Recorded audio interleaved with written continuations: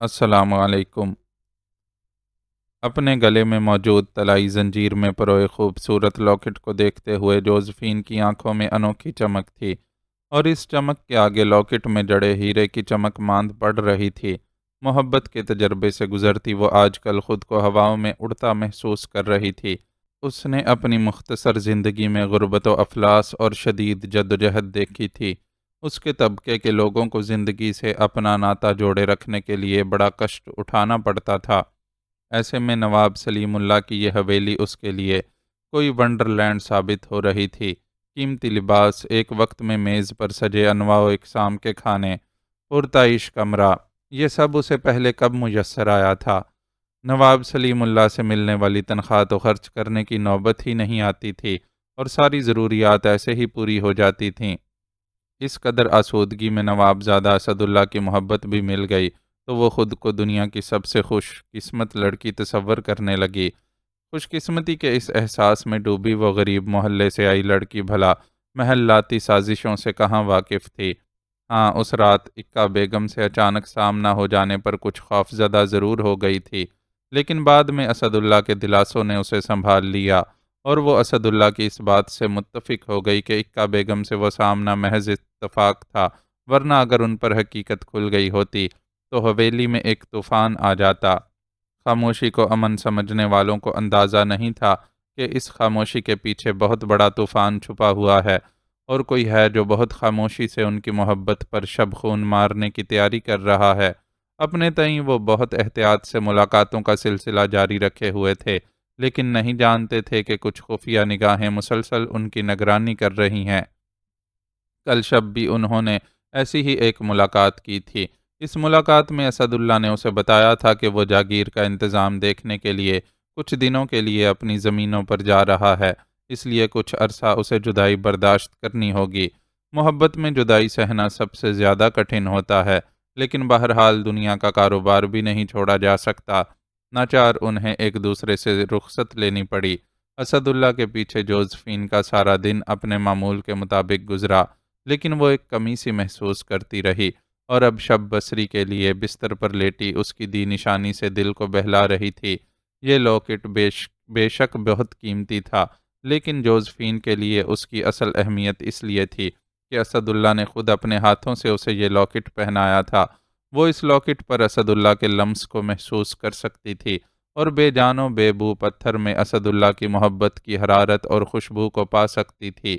گلے میں پڑے ہوئے لاکٹ سے کھیلتے ہوئے اس کے ہونٹ آپ ہی آپ مسکرا رہے تھے۔ دروازے پر دی جانے والی دستک نے اسے اپنے خیالوں سے باہر نکالا۔ آ جاؤ، اس نے جلدی سے لاکٹ کو گریبان کے اندر چھپایا اور دستک دینے والے کو اندر آنے کی اجازت دی۔ حسب توقع سروری دروازہ کھول کر اندر داخل ہوئی۔ اس کے ہاتھ میں دھلے ہوئے استری شدہ کپڑوں کا بنڈل تھا۔ معاف کیجیے گا مس صاحبہ، آپ کی نیند خراب ہوئی۔ میں بس آپ کے یہ جوڑے رکھنے کو آئی تھی۔ اکا بیگم نے مجھے باورچی خانے کا کام سمیٹنے پر لگا دیا تھا، اس واسطے تھوڑی دیر ہو گئی۔ الماری کھول کر کپڑے اندر رکھتی ہوئی سروری کے لہجے میں شرمندگی تھی۔ کوئی بات نہیں سروری، میں ابھی سوئی نہیں تھی، اس لیے میری نیند بھی خراب نہیں ہوئی۔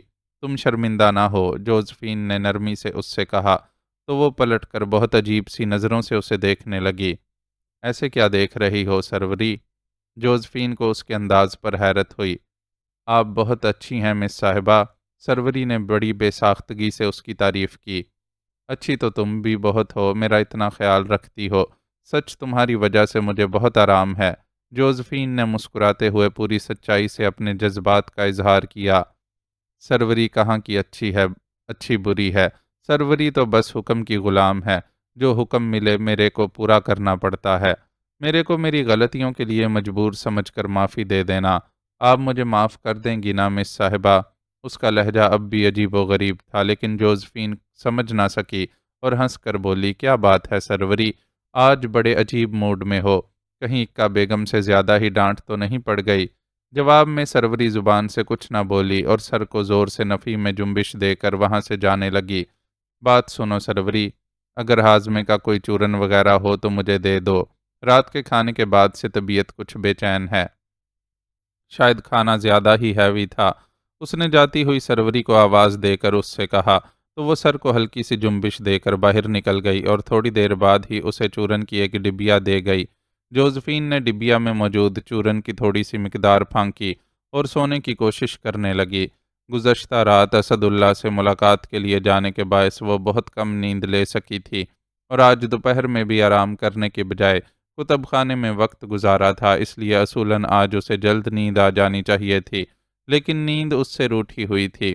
ایک طرف دل و دماغ پر اسد اللہ کی یاد نے یلغار کر رکھی تھی، تو دوسری طرف طبیعت کا بھاری پن بھی بے چین کر رہا تھا۔ عجیب متلی کی سی کیفیت تھی۔ 1 گھنٹے بعد اس نے تھوڑا سا چورن اور پھانکا اور کمرے میں ادھر سے ادھر ٹہلنے لگی۔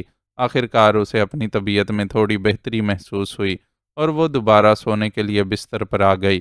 اس بار تھوڑی سی کوشش پر ہی نیند نے اسے اپنی آغوش میں لے لیا اور وہ اتنی گہری نیند سوئی کہ صبح معمول کے مطابق وقت پر نہیں جاگ سکی۔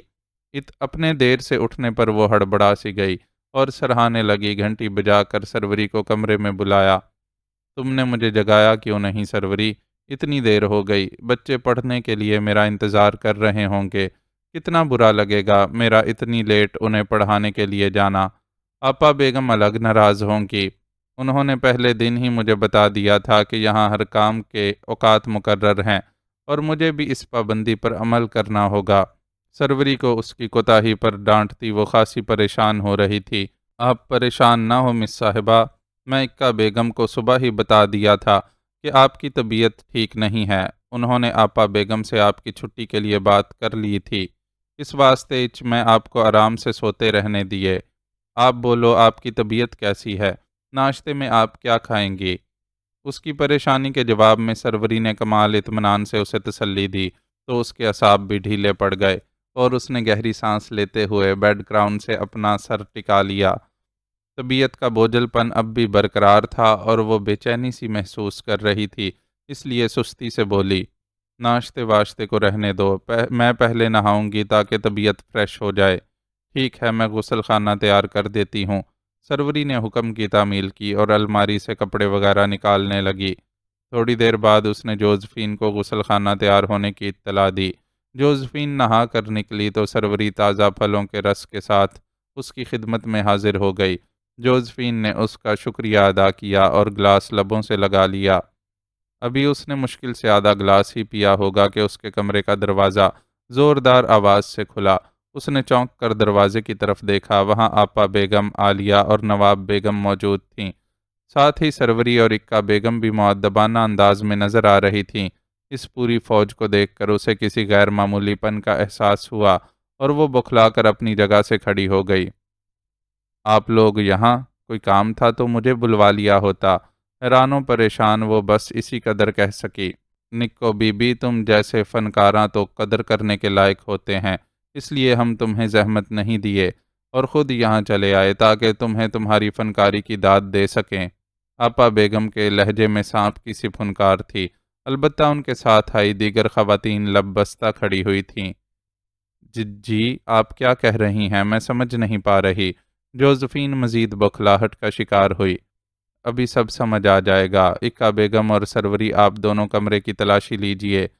اسے کڑوے لہجے میں جواب دیتے ہوئے آپا بیگم نے اپنی ملازماؤں کو حکم سنایا۔ اس حکم پر دونوں فوراً حرکت میں آ گئیں اور کمرے کی ایک ایک چیز کو الٹ پلٹ کر دیکھنے لگیں۔ پلیز مجھے بتائیں تو کہ یہ سب کیا ہے اور آپ لوگ کیا تلاش کر رہے ہیں؟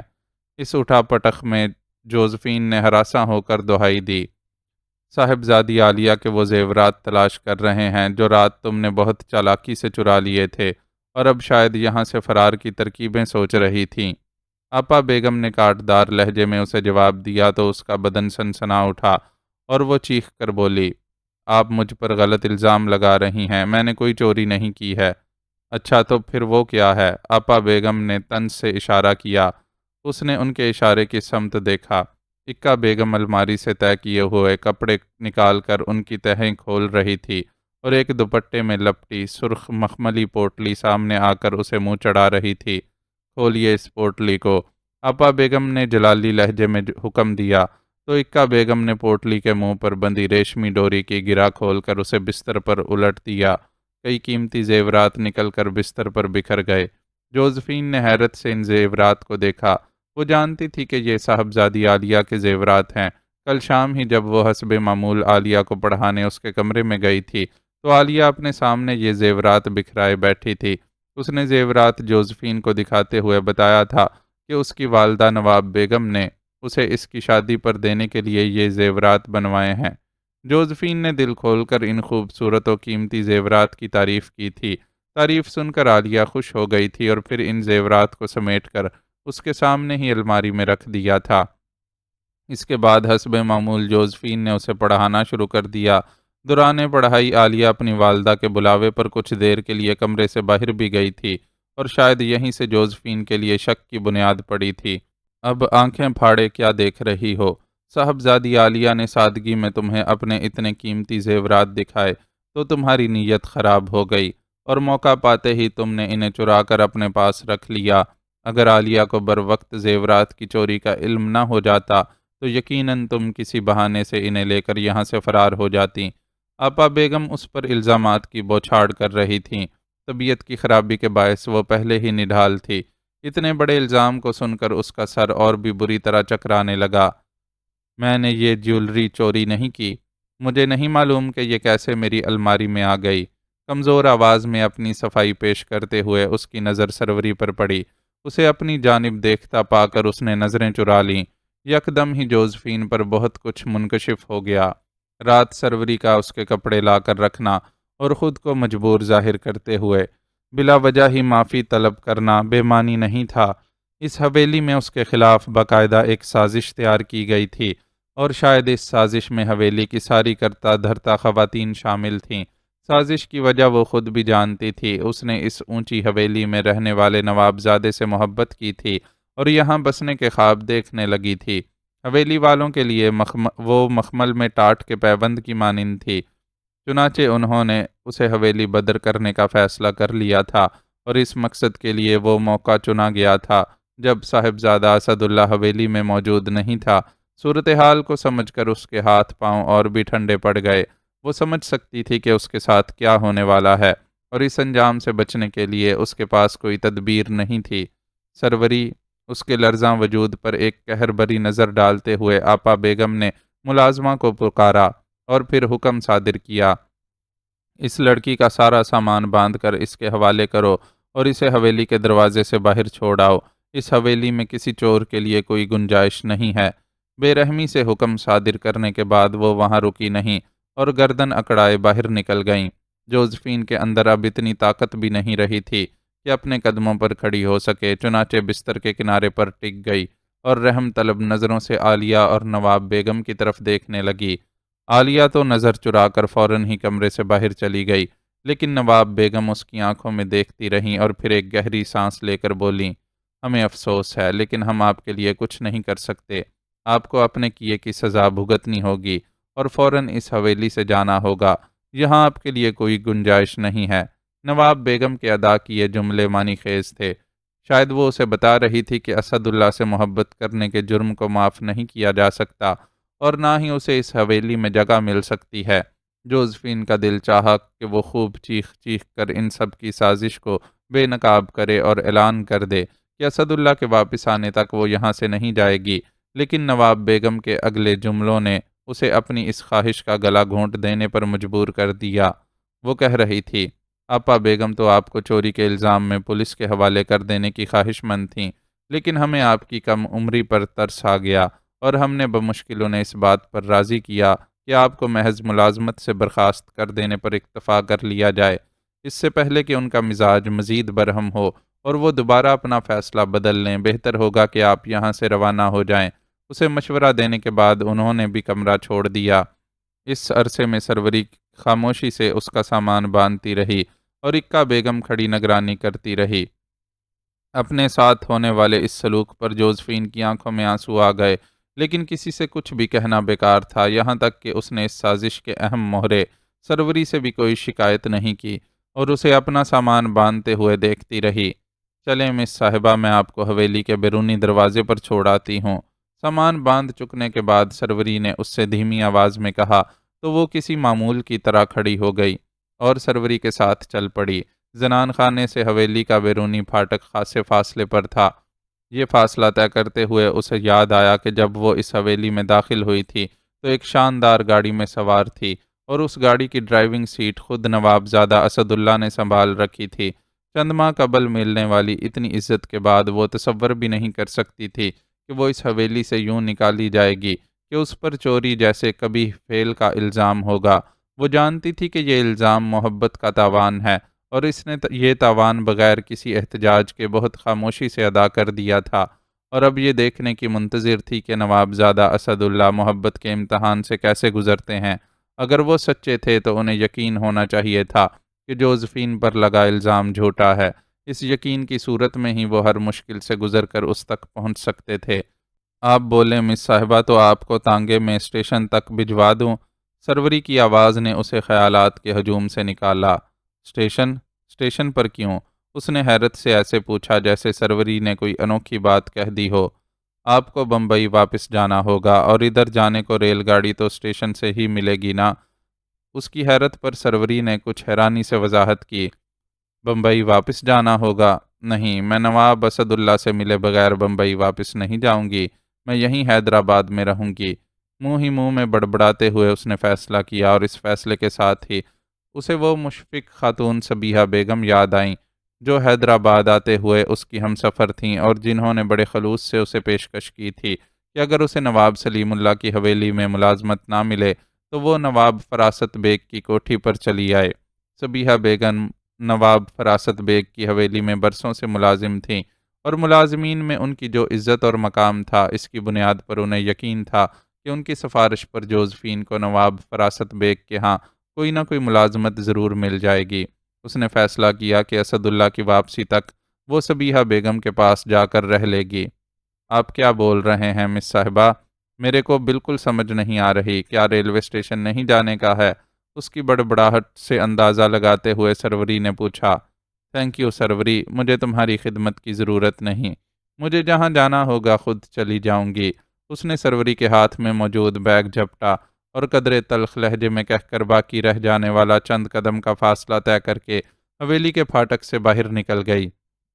اس کے اس عمل پر سروری جہاں کی تہاں کھڑی رہ گئی، جبکہ جوزفین باہر نکل کر پیدل ہی ایک سمت چل پڑی۔ کچھ فاصلہ طے کرنے کے بعد اسے سواری مل گئی۔ سبیہہ بیگم کا دیا ہوا پتہ اس کے پاس محفوظ تھا، لیکن اس کی ضرورت ہی نہیں پڑی، اور کوچوان کو نواب فراست بیگ کا نام بتا دینا ہی کافی ثابت ہوا۔ فراست بیگ کی حویلی میں سبیہہ بیگم نے خوشگوار سی حیرت کے ساتھ اس کا استقبال کیا اور بڑی محبت سے گلے لگایا۔ وہ جو اب تک کسی نہ کسی طرح خود کو سنبھالے ہوئے تھی، ان کی محبت بری باہوں کے حصار میں آتے ہی سارے حوصلے چھوڑ بیٹھی اور کسی بھربری دیوار کی طرح ڈھہتی چلی گئی۔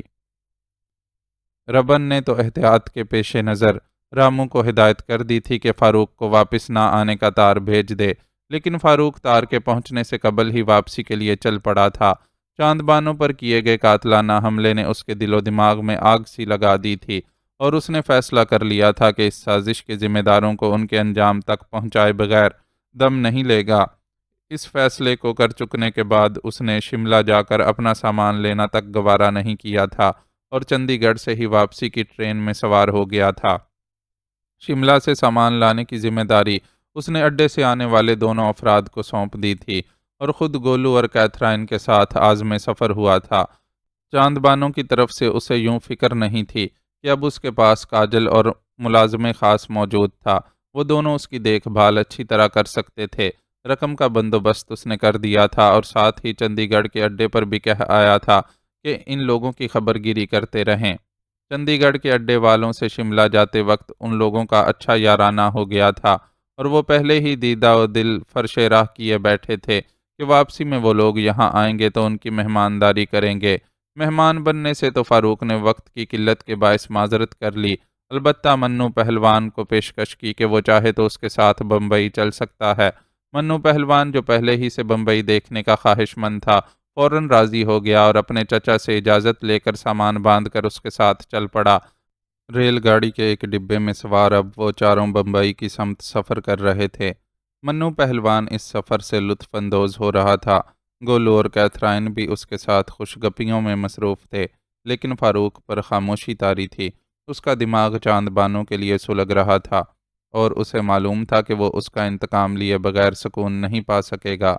اس کا دل تو یہ چاہتا تھا کہ یہاں سے سیدھا بملا کے پاس پہنچے اور اس سے حساب کتاب کرے، لیکن پھر اس نے سوچا کہ بملا سے حساب کتاب کرنے سے قبل گنیش کی گردن ناپی جائے اور اس سے ساری سچائی اگلوا کر پہلے اپنے شکوک اور اندازوں کی تصدیق کر لی جائے، تو پھر ماں ثبوت بملا سے حساب کرے گا۔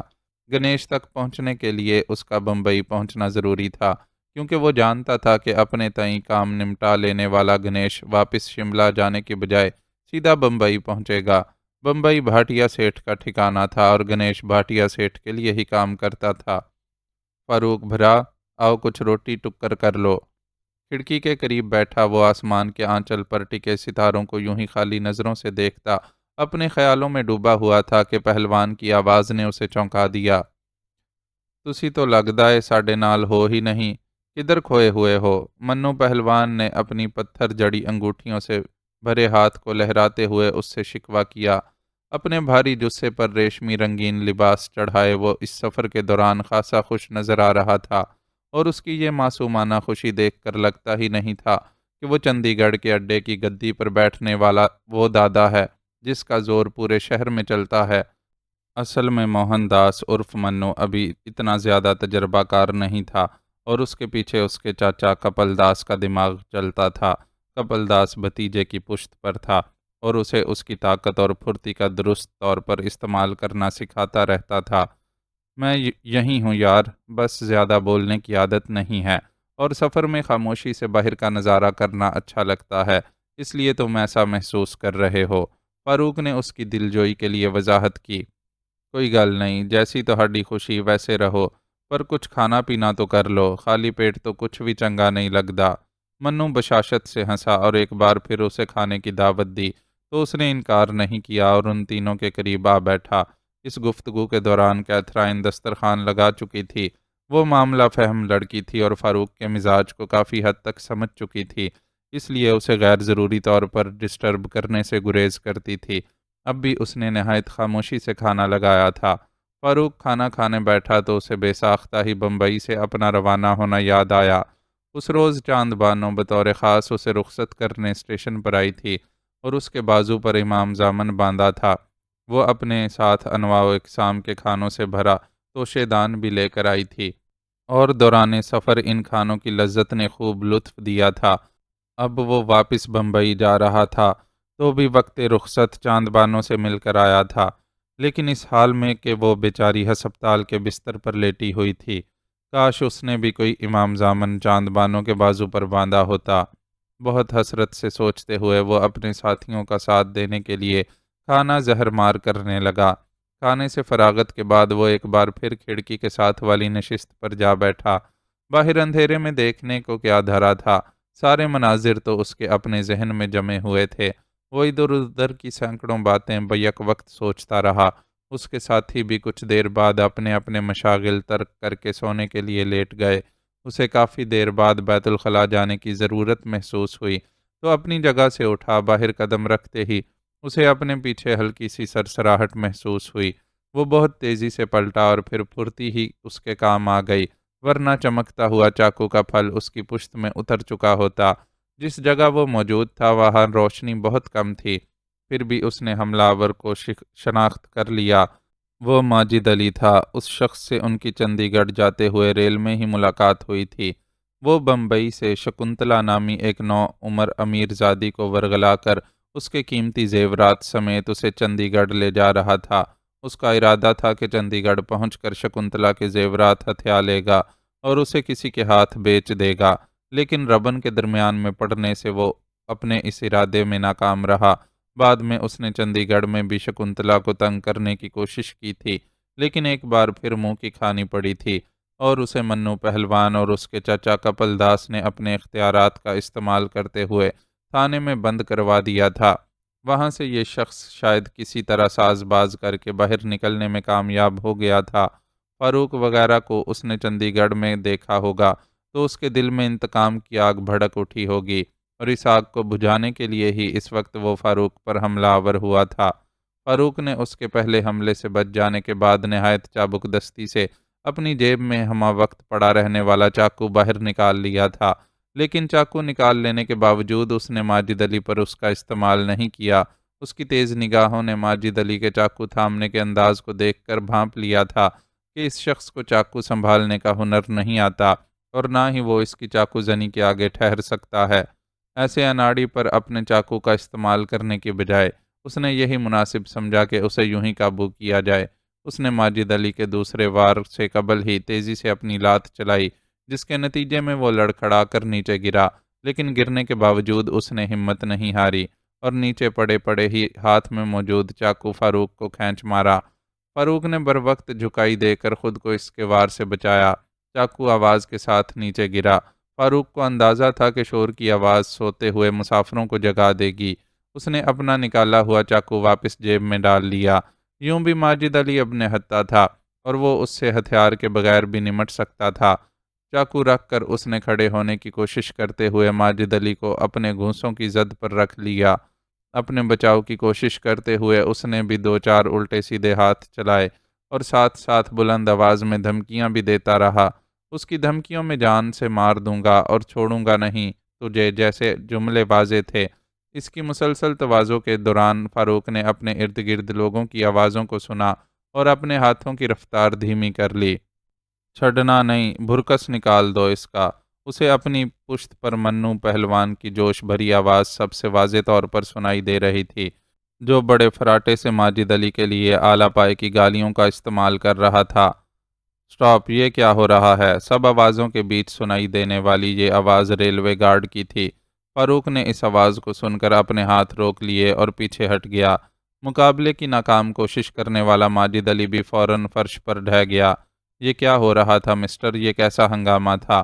گارڈ نے قریب آ کر سخت لہجے میں فاروق سے دریافت کیا۔ اس شخص نے چاقو سے مجھ پر حملہ کیا تھا۔ شاید کوئی اچکا ہے جو مسافروں کو لوٹنے کے لیے ٹرین میں سوار ہو گیا ہے۔ فاروق نے مہذب لب و لہجے میں گارڈ کی بات کا جواب دیا۔ رد عمل میں ماجد علی اسے ننگی ننگی گالیاں دینے لگا۔ اس کی کیفیت دیکھ کر یوں لگتا تھا کہ اس شخص پر کوئی جنون سا طاری ہے۔ اس کے انداز و اطوار سے قطعی نہیں لگ رہا تھا کہ وہ ایک اسکول ٹیچر ہے۔ اصل میں ایک طرف وہ شکنتلا کے باپ سے اپنی بہن کی موت کا انتقام لینا چاہتا تھا، تو دوسری طرف ایک بڑی رقم کے حصول کا خواب دیکھ رہا تھا۔ ربن اینڈ کمپنی کی مداخلت سے اس کے دونوں ہی مقاصد پورے نہیں ہو سکے اور الٹا اسے حوالات کی ہوا کھانی پڑی، اس لیے وہ ضرورت سے زیادہ ہی بدکا ہوا تھا۔ آپ لوگ اپنے ٹکٹ چیک کروائیں۔ گارڈ نے بیک وقت فاروق اور ماجد علی کو حکم دیا۔ گولو نے فوراً ٹکٹ لا کر پیش کر دیے۔ وہ فرسٹ کلاس کے مسافر تھے۔ گارڈ نے اپنے ہاتھ میں موجود تیز روشنی والی ٹارچ کی روشنی میں ان کے ٹکٹوں کا جائزہ لیا اور ماجد علی سے ایک بار پھر ٹکٹ دکھانے کا تقاضا کیا۔ وہ ٹکٹ پیش نہیں کر سکا، شاید اس کی ٹکٹ خریدنے کی استعداد ہی نہیں تھی۔ اس کا حال بھی خاصا ابتر نظر آ رہا تھا۔ ملگجا لباس، بڑی ہوئی شیو، سنولائی ہوئی رنگت، وہ کہیں سے بھی تو خوش شکل ماجد علی دکھائی نہ دیتا تھا۔ حالانکہ پہلی بار ملاقات ہونے پر وہ انہیں خاصا خوش رو اور نفاست پسند نوجوان دکھائی دیا تھا۔ تمہیں میرے ساتھ چلنا ہوگا۔ ماجد علی کے ٹکٹ پیش نہ کرنے پر گارڈ نے اس سے سخت لہجے میں کہا۔ وہ فاروق کو کینہ توز نظروں سے دیکھتا ہوا اس حکم پر کھڑا ہو گیا اور قدم آگے بڑھائے، لیکن پھر اس نے ایک ایسی غیر متوقع حرکت کی کہ اس کی امید فاروق تو کیا کسی کو بھی نہیں تھی۔ اس نے یکدم ہی فاروق کو زوردار دھکا دیا اور پھر اس سے چمٹ کر رہ گیا۔ ایک تو اس کی حرکت غیر متوقع تھی، دوسرے وہ جنون کسی کیفیت میں تھا، اور اس کیفیت میں آدمی کی طاقت عام حالات کے مقابلے میں کئی گنا بڑھ جاتی ہے۔ فاروق اس کے ساتھ ہی لڑکتا ہوا چلتی ہوئی ریل گاڑی کے کھلے دروازے کے بالکل قریب پہنچ گیا۔ اس صورتحال پر کئی لوگوں کی چیخیں نکل گئیں۔ ماجد علی کے ارادے صاف ظاہر تھے۔ وہ فاروق کو چلتی ہوئی ریل گاڑی سے نیچے دھکیل دینا چاہتا تھا۔ فاروق نے بھی اس بات کو بھانپ لیا اور دروازے کی چوکھٹ میں پاؤں اڑا کر خود کو محفوظ رکھنے کی کوشش کرنے کے ساتھ بری طرح چمٹے ہوئے ماجد علی کو اپنے سے الگ کرنے کے لیے زور لگانے لگا۔ اسے اس کام میں اس لیے بھی مشکل پیش آ رہی تھی کہ ماجد علی صرف اسے دھکیل ہی نہیں رہا تھا، بلکہ جنگلی جانوروں کی طرح بے دریغ دانتوں کا استعمال کرتے ہوئے جگہ جگہ کاٹتا بھی جا رہا تھا۔ فاروق کا ایک ہاتھ اس کی گرفت میں تھا، جبکہ دوسرے ہاتھ سے وہ اپنے دفاع کی کوشش کر رہا تھا۔ چلتی ٹرین کے کھلے دروازے پر کھڑے ہو کر یہ جدوجہد کرنا آسان نہیں تھا۔ فاروق نے ماجد علی کی وحشت کو قابو میں کرنے کے لیے اس کے سر کے بالوں کو اپنی گرفت میں لے کر جھٹکا دیا، لیکن اس میں تو کسی جن کی روح سمائی ہوئی تھی۔ جواب میں وہ درندے کی طرح غرایا اور اپنی گرفت میں موجود فاروق کی کلائی کو بھنبوڑ کر رکھ دیا۔ فاروق نے بلبلا کر کو ایک اور زوردار جھٹکا دیا، اور یہ وہ پل تھا جب ان دونوں ہی کا توازن بری طرح بگڑ گیا۔ فاروق کا دروازے کے فریم میں پھنسا پاؤں اپنی جگہ سے ہٹ گیا اور اسے لگا کہ وہ اڑ کر ٹرین سے باہر جا گرے گا، لیکن اللہ کی مہربانی سے دروازے کا ہینڈل بروقت اس کے ہاتھ کی گرفت میں آ گیا اور وہ خود کو گرنے سے بچانے میں کامیاب ہو گیا۔ البتہ ماجد علی ایسا نہیں کر سکا اور ایک وحشیانہ سی چیخ کے ساتھ اڑتا ہوا کھلے دروازے سے باہر نکلا۔ فاروق نے بے ساختہ ہی اپنے دوسرے ہاتھ سے اسے تھام کر گرنے سے بچانے کی کوشش کی، لیکن وہ جس تیزی سے باہر نکلا تھا وہ رفتار فاروق کی کوشش کو ناکام بنا گئی، اور ماجد علی کے لباس کا کوئی حصہ ذرا کی ذرا اس کے ہاتھ کی گرفت میں آ کر فوراً ہی چھوٹ گیا۔ اس کوشش میں دروازے کا ہینڈل تھامے فاروق کو بھی ایک زوردار جھٹکا لگا اور یوں محسوس ہوا کہ وہ اپنا توازن کھو کر خود بھی نیچے جا گرے گا، لیکن اس نے ہینڈل پر سے اپنی گرفت ڈھیلی نہیں ہونے دی اور ایک بار پھر دروازے کی چوکھٹ میں پاؤں ٹکانے میں کامیاب ہو گیا۔ اس موقع پر عالم اضطراب میں آگے بڑھ کر آ جانے والے منو نے اسے سہارا دیا تو وہ دروازے سے ہٹ کر اندر آنے میں کامیاب ہو گیا۔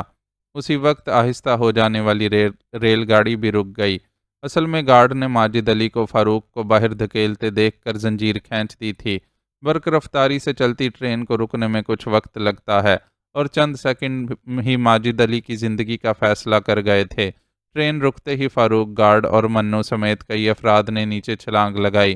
گارڈ کے پاس تیز روشنی والی ٹارچ تھی۔ اس کی رہنمائی میں سب بد نصیب ماجد علی کی کھوج میں نکل پڑے۔ انہیں زیادہ دقت کا سامنا نہیں کرنا پڑا۔ اندیشوں کے عین مطابق انہیں ماجد علی کا دریدہ جسم پٹڑی پر پڑا مل گیا۔ وہ بہت بری طرح کچلا گیا تھا اور ناک نقشہ مٹ جانے کے علاوہ اس کے کئی اعضاء بھی الگ ہو گئے تھے۔ دیکھنے والوں کو اس لرزہ خیز منظر پر اپنی آنکھیں بند کر لینی پڑیں۔ دو چار کی تو سسکاریاں بھی نکل گئیں۔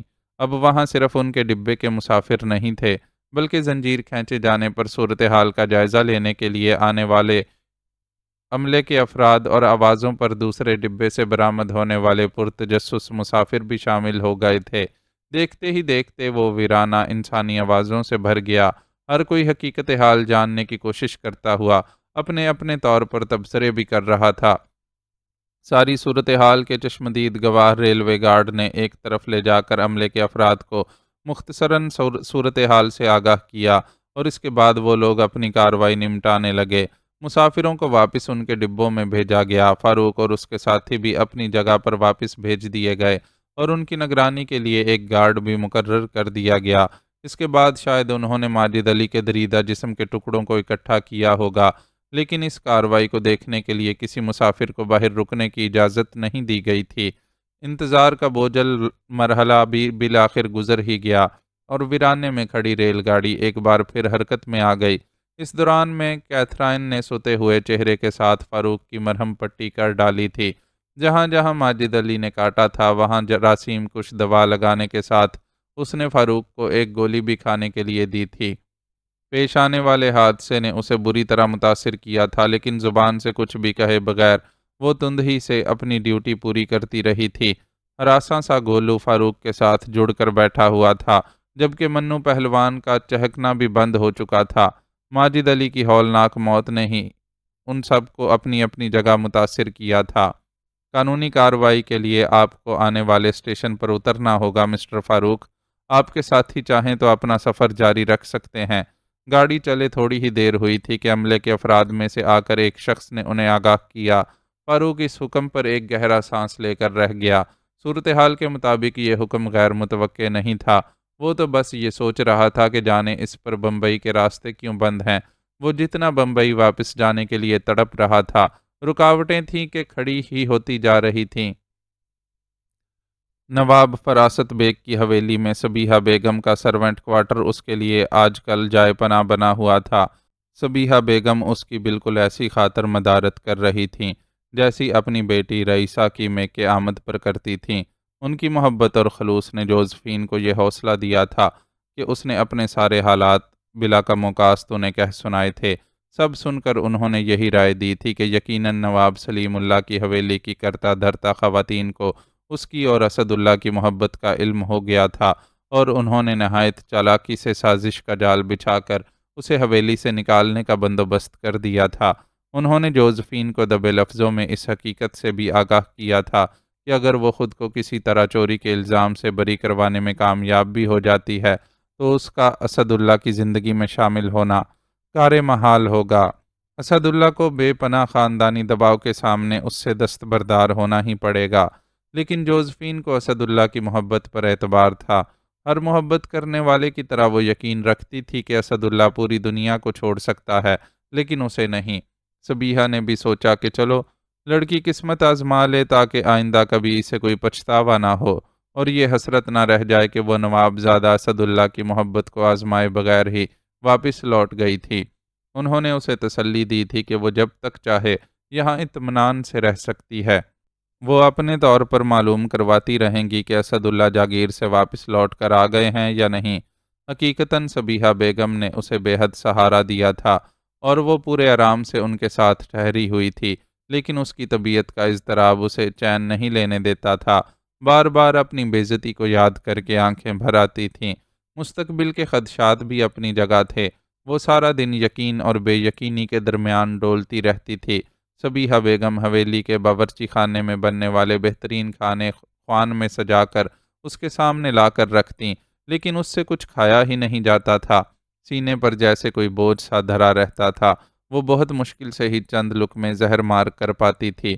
اس وقت بھی سبیحہ بیگم اسے کھانے کا خوان دے کر زنان خانے سے آنے والے پیغام پر بڑی بیگم صاحبہ کی خدمت میں گئی ہوئی تھیں۔ بڑے سے خوان میں خاص ترکیب سے سکھائے گئے گوشت کے تلے ہوئے لمبے اور پتلے پارچے، بھگارے بینگن، گوشت، لوکی اور دال سے تیار کردہ کلچا، بھگارے چاول اور لوکی کا حلوہ موجود تھا۔ جوزفین کا حیدرآباد آمد کے بعد ان کھانوں سے تعارف ہوا تھا اور اس نے انہیں اتنا لذیذ پایا تھا کہ شوق میں خود کئی چیزیں پکانا سیکھ لی تھیں۔ اس کے دل میں بڑا ارمان تھا کہ اسد اللہ سے شادی کے بعد وہ خود اپنے ہاتھوں سے یہ کھانے تیار کر کے انہیں کھلائے گی۔ بے شک حویلی میں بے شمار ملازمائیں تھیں، لیکن ایک محبت کرنے والی وفادار بیوی کے ہاتھ سے پکا ہوا کھانے میں جو اسد اللہ کو لطف آتا، اس کا تو کسی سے کوئی مقابلہ ہی نہیں کیا جا سکتا تھا۔ اس کے ان خوابوں کو شرمندہ تعبیر ہونا تھا یا نہیں، اس کا فیصلہ تو مستقبل ہی میں ہوتا۔ ابھی تو اس کا یہ حال تھا کہ اپنی پسند کی ساری نعمتیں سامنے ہونے کے باوجود کچھ کھانے کو دل نہیں چاہ رہا تھا۔ وہ جو باسی روٹی کے ساتھ بغیر بھگاری دال بھی رغبت سے کھا لیتی تھی، پرتکلف کھانے کی طرف بھی راغب نہیں ہو پا رہی تھی۔ وہ حالانکہ اشتہا بڑھانے کے لیے اس کھانے کے ساتھ طرح طرح کے اچار، چٹنیاں اور سلاد بھی خوان میں سجے ہوئے تھے۔ اسے سبیحہ بیگم کی میزبانی اور خلوص کا خیال نہ ہوتا تو اس خوان کو یوں ہی واپس لوٹا دیتی۔ اب بھی کافی دیر خوان سامنے رکھے ایسے ہی بیٹھی رہی، پھر خیال آیا کہ سبیحہ بیگم بڑی بیگم صاحبہ کی خدمت سے واپس لوٹیں گی تو سب کچھ یوں ہی دیکھ کر ناراض ہوں گی۔ چنانچہ دل پر جبر کرتے ہوئے ایک پلیٹ میں اپنے لیے تھوڑا سا کھانا نکالا اور منہ میں لقمہ رکھا۔ پہلے دو لقموں کو وہ کسی نہ کسی طرح حلق سے نیچے اتارنے میں کامیاب بھی ہو گئی، لیکن تیسرے لقمے پر اسے بہت زور کی ابکائی آئی اور ابکائیاں لیتے ہوئے وہ پیٹ پکڑ کر دوہری ہو گئی۔ اوئی ماں، یہ کیا ہو گیا تمہارے کو؟ اچانک طبیعت کیوں خراب ہو گئی؟ سبیحہ جو اسی وقت اندر آئی تھیں گھبرا کر اس کی طرف لپکیں اور ہولے ہولے اس کی پیٹھ سہلانے لگیں، لیکن اس کی ابکائیوں کا سلسلہ نہ تھما اور وہ اٹھ کر غسل خانے کی طرف بھاگی۔ معدے میں موجود خوراک کی قلیل مقدار کو الٹ کر واپس آنے میں اس کی طبیعت نڈھال ہو گئی اور وہ پسینہ پسینہ ہوتی زرد چہرے کے ساتھ بستر پر گرنے کے انداز میں لیٹ گئی۔ سبیحہ بیگم آنکھوں میں تشویش اور فکر سموئے اسے دیکھتی رہیں اور پھر نزدیک آ کر فکر مندی سے پوچھنے لگیں، کیا ہو گیا بٹیا؟ طبیعت خراب تھی تو میرے کو بولتی، میں حکیم صاحب سے تمہارے کو دوا منگوا کر دے دیتی۔ آپ فکر مت کریں خالہ جان، میری طبیعت ٹھیک ہے، بس کچھ دنوں سے ذرا بوجھل پن ہے اور کھانا کھانے کا دل نہیں چاہتا۔ اب بھی زبردستی کھانے کی کوشش کی تو الٹی آ گئی۔ جوزفین نے نحیف آواز میں اپنے تئیں انہیں تسلی دینے کی کوشش کی، لیکن ان کے ماتھے پر فکر مندی سے کچھ اور لکیریں پڑ گئیں۔ انہوں نے جوزفین کو گہری نظروں سے دیکھتے ہوئے اس سے اس کی کیفیت کے بارے میں چند ایک سوالات مزید کیے اور پھر ایک گہرا سانس لے کر بولیں، میرے کو بدگمانی ہوئی ہے تو اللہ مجھے معاف کرے، پر آثار سے لگتا ہے کہ جوانی کے جذبات میں تم اور نواب زادہ صاحب حد سے گزر گئے اور اب اس کا نتیجہ سامنے آنے کو ہے۔ صبیحہ بیگم کی بات کے جواب میں جوزفین زبان سے کچھ نہ کہہ سکی اور نظریں جھکا لیں۔ اس کی یہ جھکی نظریں ہی جواب تھیں۔ اس خاموش اعتراف پر صبیحہ بیگم کے چہرے پر بیک وقت رنج اور غصے کے تاثرات ابھرے، تاہم انہوں نے زبان سے کوئی سخت بات نہیں نکالی اور افسوس سے بولیں، تم اپنی نادانی میں خود کو بڑی مصیبت میں پھنسا لیے ہے۔ ان حالات میں تو تمہارا نوابزادہ سے ملنا اور ضروری ہو گیا ہے، پر ان کے گھر والے تمہارے کو ڈھیل دینے کو تیار نہیں ہیں۔ وہ تمہارے پر حیدرآباد کی زمین تنگ کرنے کا پورا انتظام کر کے بیٹھے ہیں۔ تمہارے کو معلوم ہے کہ ابھی بیڑی بیگم صاحبہ مجھے کیوں بلائی تھی؟ انہوں نے تمہارے بارے میں بات کرنے کو بلایا تھا۔ نواب سلیم اللہ کی حویلی سے کوئی آ کر ان کو بتا گیا ہے کہ تمہارے کو وہاں سے چوری کے الزام میں نکالے ہیں، اور ادھر کوئی تمہارے کو اپنے کنے رکھتا ہے تو اپنی ذمہ داری پر رکھے۔ ایسا نہ ہو کہ کل کلاں کو تم ادھر بھی چوری چکاری کر لیں اور بعد میں یہاں والے شکایت کا دفتر کھولیں کہ نواب صاحب کی حویلی سے کسی نے ہوشیار نہیں کیا۔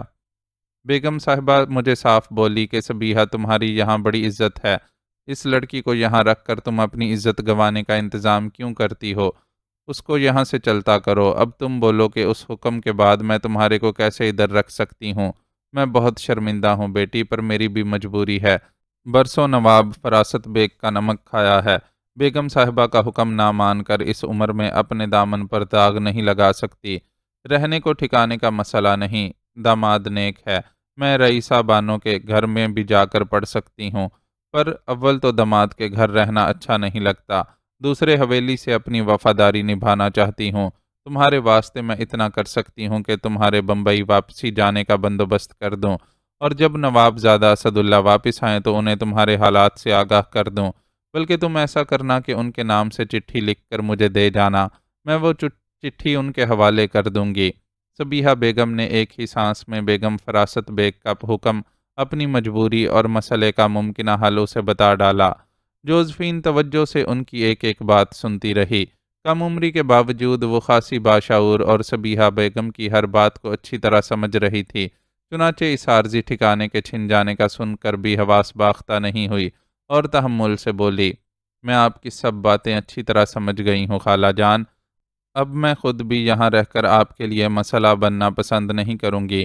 آپ میرے بمبئی واپس جانے کا انتظام کریں، اتنی دیر میں نواب زادہ صاحب کے نام خط لکھتی ہوں۔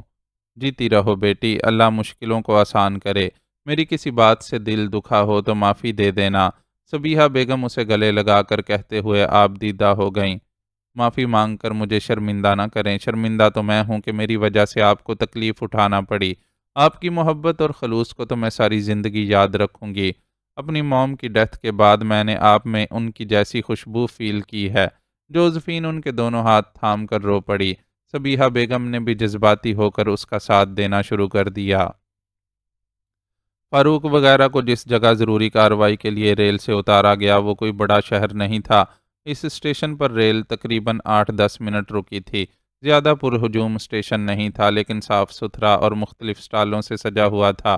یہاں اتر کر کئی مسافروں نے اپنی ضرورت کی اشیاء خریدی تھیں۔ فاروق اور اس کے ساتھیوں کو بھی اجازت مل گئی تھی کہ وہ کچھ کھانا پینا چاہیں تو کھا سکتے ہیں، البتہ ایک پولیس اہلکار ان کے ساتھ ساتھ رہے گا۔ فاروق نے کوئی تعرض نہیں کیا۔ گولو اور منو اس کے اشارے پر کھانے پینے کا سامان خریدنے لگے۔ خود وہ ایک انگریزی اخبار خرید لایا۔ ویٹنگ روم میں بیٹھ کر ان لوگوں نے پیٹ پوجا کی اور ساتھ ہی فاروق اخبار بینی بھی کرتا رہا۔ اخبار کانگریسی نظریات کا حامی معلوم ہوتا تھا، اس لیے اس میں چھپنے والا اداریہ اور خبریں ہندو برادری کے نظریات کی عکاسی کر رہی تھیں۔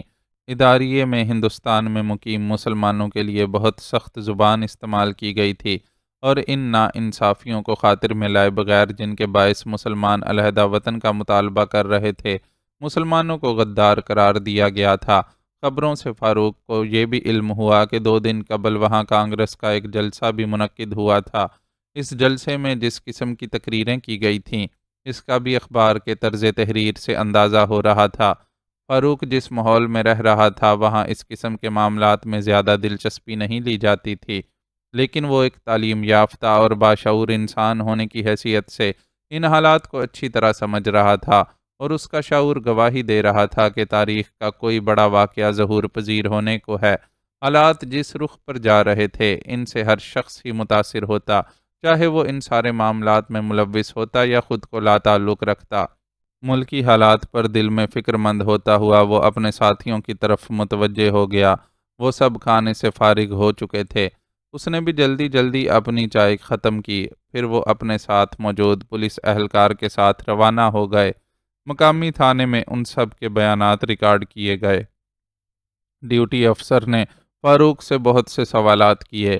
اس کے سوالات میں زیادہ زور اس بات پر تھا کہ وہ ماضی میں ماجد علی اور اس کے درمیان کسی قسم کے تعلق کے بارے میں کھوج لگا سکے، لیکن فاروق اپنے ابتدائی بیان پر قائم رہا اور ماجد علی سے مکمل ناآشنائی ظاہر کرتے ہوئے اسے ایسا لٹیرا قرار دیا جو دھوکے سے اسے لوٹنا چاہتا تھا۔ اس کے ساتھیوں نے بھی اس کے بیان کی تائید و تصدیق کی۔ ماجد علی سے شناسائی ظاہر کرنے میں الجھنوں میں اضافہ ہو جاتا۔ ابھی تو گواہان اس بات کی تصدیق کر سکتے تھے کہ ماجد علی اپنے ہی جنون میں اتفاقاً چلتی گاڑی سے نیچے گر گیا۔ کسی قسم کی شناسائی کے اظہار کی صورت میں پولیس اس اتفاقی حادثے کو قتل قرار دینے پر اپنا زور لگا دیتی۔ الزام سے تو خیر وہ بچ ہی نکلتے، لیکن وقت خراب ہوتا۔ ویسے ہی ریلوے انتظامیہ نے انہیں یہاں اتار کر ایک طرح سے ان کے ساتھ زیادتی کی تھی۔ وہ کہیں بھاگے نہیں جا رہے تھے۔ بمبئی پہنچ کر بھی یہ سارا قضیہ چھیڑا جا سکتا تھا، لیکن شاید ایک آدمی کی جان چلے جانے پر وہ لوگ حواس باختہ ہو گئے تھے اور پہلے قریبی اسٹیشن پر ہی اپنی جان چھڑا لینی مناسب سمجھی تھی۔ ماجد علی کی موت نے خود فاروق کے اعصاب کو بھی متاثر کیا تھا، اس لیے وہ بھی کوئی اعتراض کیے بغیر اس اجنبی جگہ پر اترنے کے لیے تیار ہو گیا تھا۔ ضابطے کی کارروائی نمٹانے اور ان کے رہائشی پتے نوٹ کر لینے کے بعد انہیں تھانے سے جانے کی اجازت دے دی گئی۔ انہوں نے معلومات حاصل کر کے ایک مسافر ہوٹل کا رخ کیا۔ بمبئی جانے کے لیے اب انہیں کل ہی ٹرین ملنی تھی۔ تھانے میں انہیں یقین دہانی کروائی گئی تھی کہ کل انہیں یہاں سے جانے کی اجازت دے دی جائے گی۔ ڈیوٹی افسر سے ہونے والی فاروق کی گفتگو نے ان کی الجھن کو بڑھنے نہیں دیا تھا۔ وہ فاروق کے انداز گفتگو اور انگریزی دانی سے متاثر ہوا تھا، اسی وجہ سے اس کے ساتھ اچھے سلوک سے پیش آیا تھا، اور اس کے رویے سے بھی یہ ظاہر تھا کہ اس نے ان لوگوں کو یہاں اتارے جانے کو ایک غیر ضروری فعل سمجھا تھا۔ انسان کے ساتھ دنیا میں کئی بار ایسے واقعات پیش آتے ہیں جب وہ اپنے ساتھ ہونے والے عمل کو غیر ضروری خیال کرتا ہے، لیکن بسا اوقات ایسا بھی ہوتا ہے کہ ان غیر ضروری افعال کے ذریعے ہی قدرت کوئی اہم کام سر انجام دلوانا چاہتی ہے۔ ان کا یہاں رکنا بھی کچھ ایسا ہی ثابت ہوا۔ ہوٹل پہنچ کر پہلے تو انہوں نے نہا دھو کر اپنے لباس تبدیل کیے، پھر کچھ دیر آرام کرنے کے بعد سیر کے لیے نکل کھڑے ہوئے۔ اتفاقاً ہی صحیح وہ اس انجان علاقے میں اتر گئے تھے، اور اب انہیں یہاں کل تک کا وقت بھی گزارنا تھا، تو بہتر تھا کہ کوفت کے عالم میں ہوٹل میں پڑے رہنے کی بجائے ذرا یہاں گھوم پھر کر ہی دیکھ لیا جائے۔ بمبئی جیسے بڑے شہر کے باسیوں کے لیے یہ جگہ بہت چھوٹی تھی، لیکن صاف ستھری اور سادگی سے بھرپور ہونے کی وجہ سے انہیں اچھی لگ رہی تھی۔ لوگوں کے لباس اور بول چال سے انہیں اندازہ ہو گیا کہ یہاں ہندو اور مسلم آبادی ملی جلی ہے۔ گھومنے پھرنے کے دوران میں انہیں لوگوں سے گفتگو کرنے اور ان کی آپس کی بات چیت سننے کا موقع بھی ملا، اور انہوں نے محسوس کر لیا کہ فضا میں تناؤ کی سی کیفیت ہے۔ ہندوؤں اور مسلمانوں کے درمیان کھنچاؤ سا موجود ہے۔ یقیناً یہ 2 دن پہلے ہونے والے جلسے اور آزادی کی تحریک کے اثرات تھے۔ ان حالات میں وہ ہندو، مسلمان اور عیسائی یکجا ہو کر گھومتے شاید ان لوگوں کو عجیب لگ رہے ہوں، لیکن انہیں اس بات کی پرواہ نہیں تھی۔ ان کے درمیان ہر شے سے بڑھ کر ان کے باہمی خلوص اور محبت کا رشتہ تھا۔ ملکی حالات پر افسوس کرتے ہوئے انہوں نے رات کا کھانا ایک ڈھابے پر کھایا اور پیدل ہی اپنے رہائشی ہوٹل کی طرف روانہ ہو گئے۔ یہ چھوٹا علاقہ تھا، کوئی بمبئی نہیں جہاں راتیں بھی جاگتی ہیں، اس لیے واپسی میں انہیں زیادہ تر راستے خالی اور سنسان ملے۔ البتہ رہائشی علاقوں سے گزرتے ہوئے انہوں نے مردوں کو 2-2 3-3 کی ٹولیوں میں جاگتے ہوئے ضرور پایا۔ ان کا انداز پہرا دینے والا تھا، اور ایسا یقیناً حالات کی وجہ سے تھا۔ ہندوستان کے مختلف حصوں سے بلووں کی خبریں سننے میں آ رہی تھیں۔ اختلافات نفرت کا روپ دھار چکے تھے، اور یہ نفرت خون بہانے پر اتر آئی تھی۔ اس ساری صورتحال پر افسوس کرتے ہوئے وہ لوگ ایک گلی سے گزر رہے تھے کہ ایک نسوانی چیخ سن کر رک گئے۔ چیخ گھٹی گھٹی سی تھی، لیکن اس میں ایک تڑپ سی تھی، اور یوں لگ رہا تھا کہ کوئی چیخنے والی کے منہ پر ہاتھ رکھ کر اس کی آواز بلند ہونے سے روک رہا ہو۔ چیر کر رکھ دو سالے کو، زندہ نہ جانے پائے یہاں سے۔ ایک مرد کی غصے میں بھری لیکن دبی ہوئی آواز سنائی دی تو اس بار انہیں اندازہ ہو گیا کہ آوازیں اسی گھر سے آ رہی ہیں جس کے سامنے وہ رکے ہوئے ہیں۔ کان لگا کر سننے پر انہیں چند مزید ایسی آوازیں بھی سنائی دیں جس سے اندازہ ہوتا تھا کہ دو تین افراد آپس میں گتھم گتھا ہیں، لیکن وہ منہ سے کوئی آواز نہیں نکال رہے تھے۔ اکبر کو جانے دو باپو، میں تمہاری بنتی کرتی ہوں، لڑکی کی منت بھری رینی ہوئی آواز میں کہا گیا فقرہ سن کر وہ لوگ مزید چونک گئے۔